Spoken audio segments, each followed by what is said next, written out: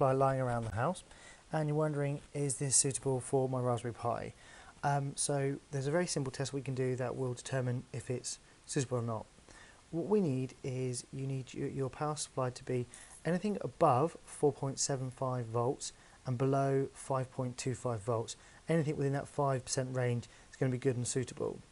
So on your Raspberry Pi, you'll have two different holes, testing holes, TP2 and TP1. You can see they are located there and there on the board. And what you need to do is get a standard multimeter, and you then need to just connect up the multimeter pins to those sockets. So standard multimeter, put it on the appropriate voltage setting, and then just place the pins in the two holes.